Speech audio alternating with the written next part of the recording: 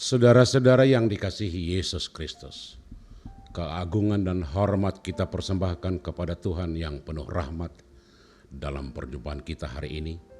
Dan biarlah kasih karunia dan damai sejahtera dari Allah Bapa dan dari Yesus Kristus menyertai saudara-saudara. Amin.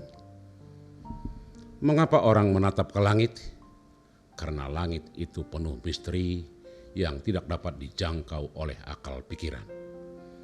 Mengapa orang mengarahkan mata ke gunung-gunung? Karena gunung adalah sebuah simbol dari kekuatan dan ketegaran. Walau matahari terik membakar, gunung tidak bergeming. Walau hujan badai begitu dahsyat, gunung tetap berdiri kokoh. Itulah sebabnya pemazmur pernah menyuarakan demikian. Aku mengarahkan mataku ke gunung-gunung, dari manakah datangnya pertolongan? Gunung begitu kokoh dan begitu menakjubkan, tetapi tidak dapat berbuat apa-apa. Dan pemazmur tersadar bahwa gunung dan langit tidak bisa memberi pertolongan. Kemudian pemazmur mengerti hanya Tuhan yang dapat menolongnya ketika dia berkata, "Ya Tuhan, Engkaulah bagian warisanku dan pialaku. Engkau sendirilah yang meneguhkan bagian yang diundi kepadaku." Mazmur 16 ayat 5. Saudara-saudara yang dikasihi Yesus Kristus, seruan ini disuarakan oleh Daud ketika dia sedang menghadapi pergumulan yang luar biasa, di mana dia dikejar-kejar oleh Raja Saul dan ingin membunuhnya.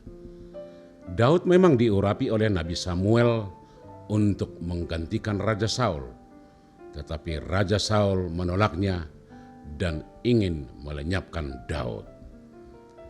Dari segi pemahaman sederhana, Raja Daud menjadi raja bukan atas keinginan sendiri, tetapi Allah yang memilih. Itu artinya Allah sendiri yang menentukan. Kalau Allah yang memilih, kenapa harus diancam bunuh? Memangnya Allah salah pilih? Atau Allah tidak mampu mengalahkan Saul? Itulah logika kita. Tetapi logika manusia berbeda dari logika Tuhan. Sebab rancanganku bukanlah rancanganmu, dan jalanku bukanlah jalanmu.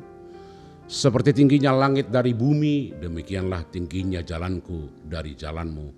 Demikian disurahkan oleh Nabi Yesaya.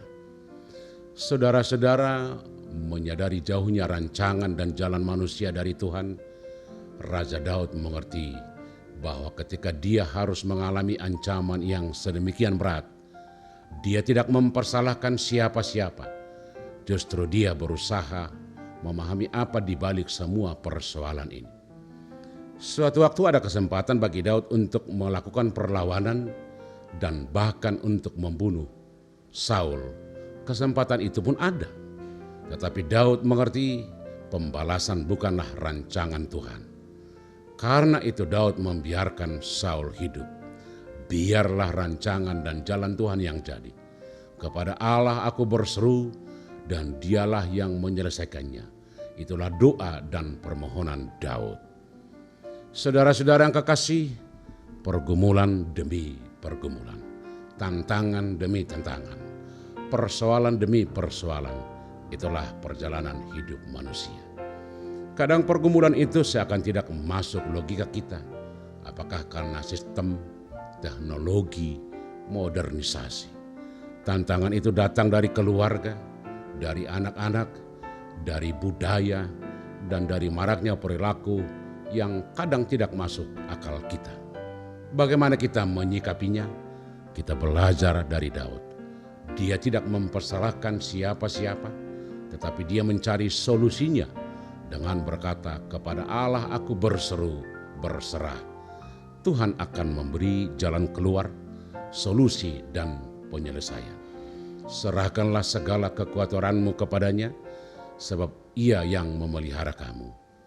Tangan Tuhan senantiasa menopang kita. Amin.